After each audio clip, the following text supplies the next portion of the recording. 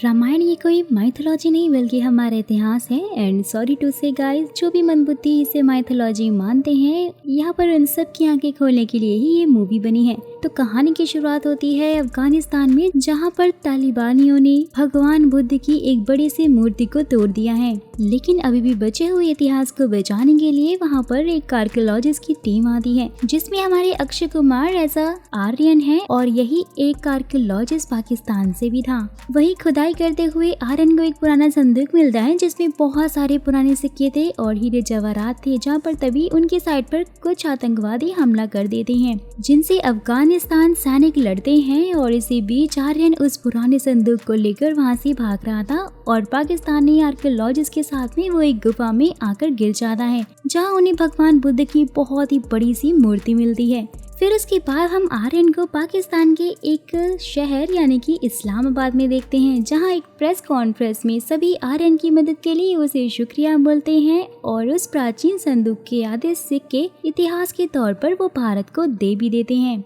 जहां पर इस बात पर कुछ रिपोर्टर्स उनसे ऐसे सवाल पूछते हैं जिससे कि दोनों देशों के बीच में तनाव पैदा हो सकता था, लेकिन आर्यन उनसे एकता की बात करके उन रिपोर्टर्स की बोलती ही बंद करवा देते हैं। लेकिन वहीं पर इसी इंटरव्यू में आर्यन ने खुद को नास्तिक बता दिया था और मीडिया वालों ने आर्यन की इस बात को राई का पहाड़ बनाकर सबके सामने पेश किया था। जहां पर इस नास्तिक वाली बात से आर्यन की वाइफ भी बहुत ज्यादा दुखी थी, क्योंकि आर्यन की वाइफ गायत्री को अपने इतिहास पर पूरा भरोसा था और इसलिए वो अपने बेटे कबीर को भगवानों से रिलेटेड बहुत सारी कॉमिक्स भी पढ़ाया करती थी, ताकि उनका बेटा एक नास्तिक की जगह वो एक आस्तिक बने। वही हम रामेश्वर के तट पर कुछ लोगों को धरना दिए देखते हैं, क्योंकि सरकार एक बहुत ही बड़े बिजनेसमैन यानी कि इंद्रकांत वर्मा के साथ में मिलकर राम सेतु को तोड़कर वो एक नया सेतु बनाना चाहते थे, जिससे कि श्रीलंका और भारत के बीच की यात्रा का समय कम हो जाए। लेकिन बहुत सारे लोगों की आस्था इस राम सेतु से जुड़ी हुई थी और इसलिए वो राम सेतु को तोड़ना नहीं चाहते थे, क्योंकि राम सेतु हमारे इतिहास का सबसे पुराना धरोहर जो है। तो अब इसलिए सरकार आर्यन को एक रिपोर्ट बनाने के लिए बोलती है, जिसमें उससे सिर्फ इतना ही बताना है कि राम सेतु भगवान राम के होने से पहले ही मौजूद था, यानी कि राम सेतु को बनाया नहीं गया है, वो नेचुरली वहाँ पे मौजूद है और राम के जन्म के पहले से ही है। फिर आर्यन भी फटाफट से अपनी रिपोर्ट में यही सब बातें लिखने लग जाता है, लेकिन गायत्री उसे समझाती है कि जैसे अयोध्या भगवान राम को इस देश की मिट्टी से जोड़ता है, वैसे ही राम सेतु भी भगवान राम को उनकी मर्यादा से जोड़ता है। लेकिन अगर आर्यन ने अपनी रिपोर्ट में ये सभी बातें लिखी तो वो लाखों नहीं बल्कि करोड़ों लोगों की आस्था को ठेस पहुंचा देगा। अब ये बात कोर्ट में जाने से पूरे देश का मुद्दा बन गया था और हर क्षेत्र के लोग राम सेतु से बहुत ही ज्यादा इमोशनली कनेक्टेड थे। लेकिन जैसा कि हम सब जानते हैं कि कोर्ट इमोशन नहीं बल्कि सबूत मांगता है, तो इसलिए कोर्ट साइंटिफिक प्रूफ लाने के लिए बोलता है, जिसमें ये प्रूफ हो सके कि राम सेतु मैन मेड नहीं बल्कि नेचर मेड मॉन्यूमेंट है। जिसके बाद ही कोर्ट कुछ फैसला सुनाएगी और इस रिपोर्ट की वजह से कुछ दिनों के लिए आर्यन को भी जॉब से निकाल दिया जाता है, ताकि सरकार ना गिरे, क्योंकि सारा काम सरकार ने ही करवाया था। फिर आर्यन घर पर गायत्री से माफी मांगता है, क्योंकि उसने तो उसे पहले ही वार्न किया था कि उसकी रिपोर्ट से देश में तहलका मच जाएगा, और हुआ भी कुछ ऐसे ही है।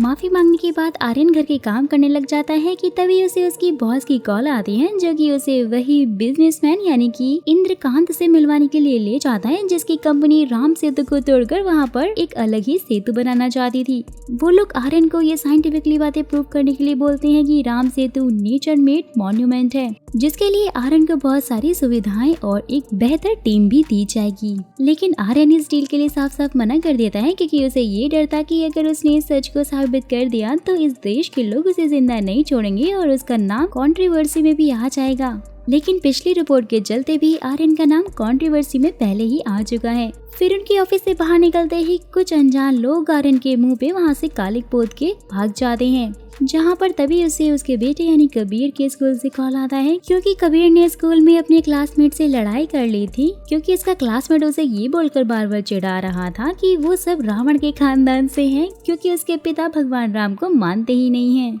फिर प्रिंसिपल के चैम्बर में आर्यन की बहस कबीर के क्लासमेट के फादर से हो जाती है, जिसमें आर्यन को प्रिंसिपल से भी बहुत ज्यादा सुनना पड़ जाता है। फिर उसके बाद आर्यन सरकार की बात मानने का फैसला करके Ram Setu man made monument नहीं है, वो इसको साइंटिफिकली प्रूव करने के लिए रेडी हो जाता है। लेकिन गायत्री उसके डिसीजन से बिल्कुल भी खुश नहीं थी और इसलिए वो अपने बेटे को लेकर वहाँ से वाराणसी चली जाती है। वाइफ की बात को ना मानकर फिर आर्यन हेलीकॉप्टर में बैठकर राम सेतु के ऊपर से उड़ते हुए वो एक शिप यानी कि पुष्पक अल्फा में पहुंच जाता है, जो कि एक फ्लोटिंग लैब थी, जहां पर वो शिप के कैप्टन बाली से मिलता है और आगे बाली आर्यन को उसके एडवांस टीम से मिलवाता है, जिसमें बहुत सारे साइंटिस्ट थे जो कि अलग अलग डिपार्टमेंट से थे। और उसी में थी हमारी जैकी यानी कि सैंड्रा, जहाँ पर फिर वो साइंटिस्ट आर्यन को एक वाटरक्राफ्ट दिखाते हैं जो कि पानी में बहुत ही आसानी से चल सकता है, लेकिन अभी भी उस पर काम चल रहा था। बट स्टिल इसके पास एक सस्ता वाला आयरन मैन सूट है जिसे पहनकर कोई भी घंटों तक पानी में रह सकता है। फिर अब उन सबको चाहिए था राम सेतु का सैंपल, जिस पर एक्सपेरिमेंट करके वो ये पता लगा सकते थे कि वो पत्थर 7000 साल पुराना यानी भगवान राम के जन्म से भी पहले का है, जो कि वहाँ पर मौजूद है। सैंपल को लेने की जिम्मेदारी दी जाती है आर्यन को। फिर वो सस्ता सा आयरन मैन का सूट पहनकर समंदर की गहराइयों में जाता है और उसके पीछे उसकी हेल्प के लिए गोताखोर भी गए हुए थे। समंदर की गहराइयों की खूबसूरती को देखते हुए आर्यन राम सेतु का सैंपल भी अपने साथ में ले आता है, जहाँ पर फिर एक्सपेरिमेंट के बाद ये पता चलता है कि वो पत्थर भगवान राम के जन्म से पहले से ही वहाँ पर मौजूद थे। ये जानकर तो बाली बहुत ज्यादा खुश था और वो रिपोर्ट सबमिट करने के लिए बोल देता है। बट आर्यन इस सेतु पर लगे हुए ईंटों को भी जांचना चाहता था, जिस पर लोगों के मुताबिक श्री राम लिखा हुआ है। लेकिन प्रॉब्लम ये थी कि वहाँ पर उन ईंटों तक पहुँचना बहुत ही ज्यादा मुश्किल था, क्योंकि वो पत्थर जो थे वो श्रीलंका बॉर्डर के अंदर आते थे और उन्हें इसकी परमिशन नहीं थी। लेकिन इसका जुगाड़ भी आर्यन बहुत ही आसानी से लगा लेता है। लो टाइड होने पर वो सब एक जगह से उस सेतु में जा सकते थे और वो बाली को निश्चिंत होने के लिए बोलते हैं, क्योंकि वो श्रीलंका के बॉर्डर में नहीं जाएगा। जिसके बाद फिर कुछ डाइवर्स और अपने आयरन मैन का सूट पहनने वाले आर्यन भी समंदर में श्री राम वाले ईंटों की तलाश में निकल पड़ते हैं। आर्यन श्रीलंका बॉर्डर में घुसकर फिर उन ईंटों को लेने ही वाला था कि तभी बाली उसे वापस से शिप पर खींच लेता है। मुझे तो ये समझ में नहीं आ रहा कि ये सूट कैसा है जिसका कंट्रोल उसके पायलट में ही नहीं है। तो फिर हमारे साथ साथ बाकी सभी ये देखकर शॉक हो जाते हैं, क्योंकि आयरन तो सूट के अंदर था ही नहीं। और फिर हम देख पाते हैं कि आयरन श्री राम के पत्थर को उठाकर एकदम स्टाइल में शिप में लेकर आ रहा होता है। एंड लिटरली गाइस, ये सीन मूवी का सबसे ज्यादा बेस्ट सीन था। फिर उसके बाद पत्थर पर एक्सपेरिमेंट करने के बाद उन्हें ये पता चलता है कि पत्थर को कहीं और से यहाँ पर लाकर सेतु बनाया गया है, वो भी 7000 साल पहले, यानी कि भगवान राम ने ही सेतु बनाया है या बनवाया था। ये बात फिर आर्यन बाली को बताता है कि राम सेतु मैन मेड है। और जब इस बात का पता बिजनेसमैन इंद्रकांत वर्मा को पड़ता है तो फिर वो तो आर्यन को और भी ज्यादा पत्थर लाने के लिए बोलते हैं, जिसके लिए उन्हें राम सेतु को तोड़ना होगा। लेकिन वो तो इंडिया के बॉर्डर के अंदर वाले राम सेतु को नहीं तोड़ सकते थे, क्योंकि अगर लोगों को इस बात का पता चल गया कि राम सेतु को उन लोगों ने ही तोड़ा है, फिर तो दंगे ही हो जाने हैं। फिर इंद्रकांत उन्हें श्रीलंका के बॉर्डर वाले राम सेतु को तोड़कर वहां से पत्थर लाने के लिए बोलता है। वैसे तो श्रीलंका में सिविल वॉर चल रहा है, लेकिन हमारे वर्मा जी के वहाँ पे कुछ ज्यादा ही अच्छे कनेक्शन है, जिसकी वजह से आर्यन और उसकी टीम को कोई कुछ भी नहीं बोलेगा और इसकी गारंटी इंद्रकांत खुद लेता है। फिर उसके बाद आर्यन एंड टीम सभी लोग रात में वाटर जेट में बैठकर सैंपल लेने के लिए समंदर के अंदर पहुंच जाते हैं। लेकिन सैंपल लेते वक्त फिर उनका जेट सेतु में ही फंस जाता है, जहां पर दोस्तों हम और आर्यन दोनों ही समझ आते हैं कि उन्हें मारने की साजिश कंपनी कर रही है। लेकिन जैसे तैसे करके आर्यन अपनी जेट को समंदर की सतह पर ले आता है। लेकिन तूफान के कारण फिर आर्यन और उसके साथी तीनों पानी में डूबने लग जाते हैं कि तभी वहाँ पर एक आदमी अपनी छोटी सी नाव लेकर आता है और आर्यन और उसके साथ उसके साथियों को भी बचा ही लेता है। वैसे तो इस आदमी का नाम एपी है और ये श्रीलंका से है। तो उन सबकी जान बचाने के बाद एपी उनको एक आइलैंड पर लेकर जाता है, जहाँ वो पूरी बात जानने के बाद उनकी हेल्प के लिए रामायण से जुड़ी हुई एक जगह पर उन्हें ले जाने का वादा करता है और इस काम के बदले वो उनसे पैसे मांगता है, जिसका हिसाब वो अपनी डायरी में भी लिख रहा होता है। फिर नेक्स्ट मॉर्निंग वो लोग जैसे ही आइलैंड से निकल कर जा रही होती है उस जगह पर, तभी उनकी लड़ाई बाली के गुंडों से हो जाती है। तो वो वापस से जाकर वहीं पर छुप जाते हैं, जहां उनकी हेल्प के लिए श्रीलंका की आर्मी भी पहुंच गई थी, जो कि बाली के गुंडों को रोक कर रखती है। सबके हेलीकॉप्टर में चढ़ने के बाद फिर एपी मस्त छलांग मारकर हेलीकॉप्टर में पहुंच जाता है और इन सब में आर्यन की एक साथी मारी जाती है। वहीं दूसरी तरफ इंडिया में सरकार ने ये बात पूरे देश में फैला दी थी कि आर्यन की रिपोर्ट के अनुसार राम सेतु 18,000 साल पुराना है, मतलब कि राम सेतु को प्रभु श्री राम ने नहीं बनवाया है।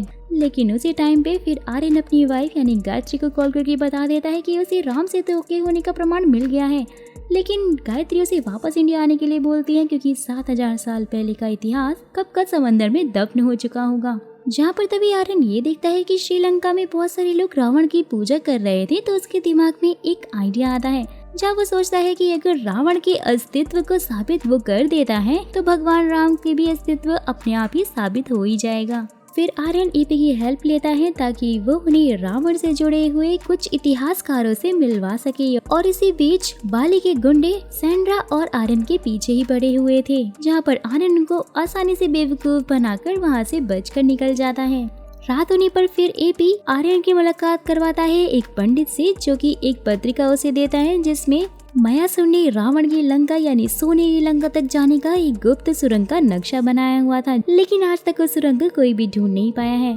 7000 सालों से उस पत्रिका की डिटेल को पंडित जी के पूर्वज नई पत्रिका पर लिखते आ रहे हैं और इसलिए वो पत्रिका आज भी सही सलामत थी। सोने की लंका का नाम सुनते ही भाई हमारे एपी भैया तो अपनी डायरी में पैसों की रकम को ही बढ़ाने लग जाते हैं और अब वो सब लोग उस जगह के लिए निकल पड़ते हैं। फिर उस पत्रिका में मिले क्लू को सॉल्व करके वो सब लोग रावणफल के पास आ जाते हैं और वहीं दूसरी तरफ बदमाश पाली ने पंडित को मारकर उसकी पत्रिका भी छीन ली थी। यहाँ ये तीनों उस झील को पार करके उस जगह पर आते हैं जहाँ पर आर्यन को पानी की परछाई में एक पहाड़ दिखाई पड़ता है, तो वो समझ आता है कि वो सुरंग पानी के अंदर है। फिर वो तीनों ही झील में जाकर सुरंग के अंदर की तरफ निकलने लग जाते हैं। वहीं पर दूसरी तरफ बाली और इंद्रकांत दोनों को पता चल गया था कि आर्यन ने सुरंग ढूंढ ली है, तो वो सुरंग जहाँ निकलती है वहाँ पर बाली आर्यन का वेट करने लग जाता है। वहीं सुरंग में वो सब लोग वीडियो रिकॉर्ड कर रहे होते हैं क्योंकि उन्हें सुरंग में रावण के सोने के महल का दरवाजा मिल गया था, लेकिन सोने की लंका अब नहीं बची थी, बट उसके होने का वजूद और सबूत दोनों अब उनके हाथ में लग गया था।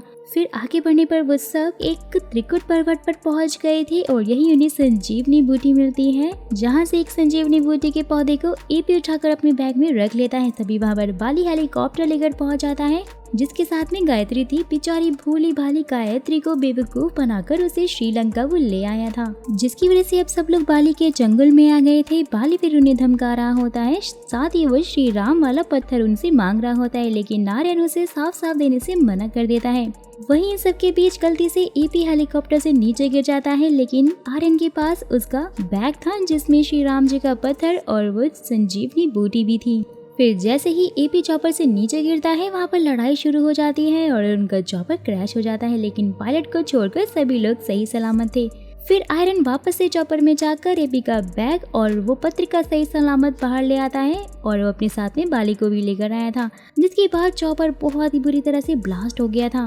बाली की जान यहाँ पर हमारे आर्यन ने बचाई थी, तो इसलिए बाली अपने आदमियों की मदद से उन सबको वापस से इंडिया भेज देता है। वहीं दूसरी तरफ इंडिया के कोर्ट में जज बस फैसला सुनाने ही वाले थे कि Ram Setu natural made monument है कि तभी वहां पर आर्यन पहुंच जाता है सारे सबूतों के साथ में, जहां पर वो सबको ये बता देता है कि राम सेतु को भगवान राम ने ही बनवाया था। वो सबको रावण के होने का प्रूफ भी दिखाता है, साथ ही वो उन्हें संजीवनी बूटी भी दिखाता है, जिसे देखकर जज भी काफी ज्यादा हैरान हो गए थे। लेकिन अभी भी विपक्ष ये दलील कर रहा होता है कि रावण के होने से राम का होना प्रूव नहीं हो जाता है। साथ ही वो कह रहे होते हैं कि अगर लोगों की आस्था की वजह से विकास ना हो तो समाज तरक्की कैसे कर पाएगा। गंगा पर बांध ना बने क्योंकि वो हमारी माँ है, गाय का दूध ना पिए, पेड़ पौधों को ना काटे, पहाड़ों पर बिजली के खंभे ना गाड़े, तो विकास कैसे होगा। फिर उनकी इस दलील का जवाब भी हमारे आर्यन भैया बहुत ही बखूबी से देते हैं, जहाँ वो कह रहे होते हैं कि ताजमहल जैसी कितनी इमारतों को बचाने के लिए हम न जाने क्या क्या करते हैं, और हमें जब 7 साल पुराने सेतु के बारे में पता चला है तो क्या हम उसे तोड़ दें। यहाँ तक कि दुनिया में भगवान राम के हजारों मंदिर, लाखों मंदिर बने हुए हैं, लेकिन राम सेतु तो सिर्फ एक ही है जो कि पूरी तरह से सत्य है। जज भी फिर आर्यन के पक्ष में ही फैसला सुनाते हैं कि अगर विपक्ष को सेतु बनवाना है तो उन्हें ये प्रूव करना होगा कि भगवान राम नहीं है। वहीं पर इसी बीच गायत्री और आर्यन एपी के सामानों को देखकर उन्हें काफी याद कर रहे होते हैं और आर्यन बस उनकी डायरी खोलने वाला होता है, लेकिन कोर्ट के फैसले की वजह से वो नहीं खोल पाता है। फिर दोस्तों एंड में हमें दिखाया जाता है कि जब आर्यन का बेटा हनुमान जी की कॉमिक पढ़ रहा होता है, जहाँ पर वो अंजनी पुत्र का नाम सुनता है और तब उसे याद आता है कि एपी का नाम भी तो अंजनी पुत्र ही था, यानी कि एपी कोई और नहीं बल्कि हनुमान जी थे, क्योंकि एपी की डायरी में आर्यन को सिर्फ जय श्री राम ही लिखा हुआ मिला था। ये बात भी हम सब जानते हैं कि हनुमान जी भेष बदल सकते थे और इसलिए वो एपी के रूप में आए थे ताकि वो सारी दुनिया को यकीन दिला सके कि रामायण कोई माइथोलॉजी नहीं बल्कि हमारे महान देश भारत का एक महान इतिहास है जिस पर हम सभी को गर्व है। सो दोस्तों, यहीं पर इस मूवी का तो द एंड हो जाता है, लेकिन आप इस मूवी के बारे में क्या सोचते हैं, आपकी क्या राय है, ये आप मुझे कमेंट बॉक्स में कमेंट करके जरूर बताइएगा। साथ ही आप लोग मुझे ये भी बताइएगा कि आप में से कितने लोगों ने ये मूवी देख ली है और किस किस को ये पसंद आई है, और अगर पसंद नहीं आई है तो उसका क्या रीजन है।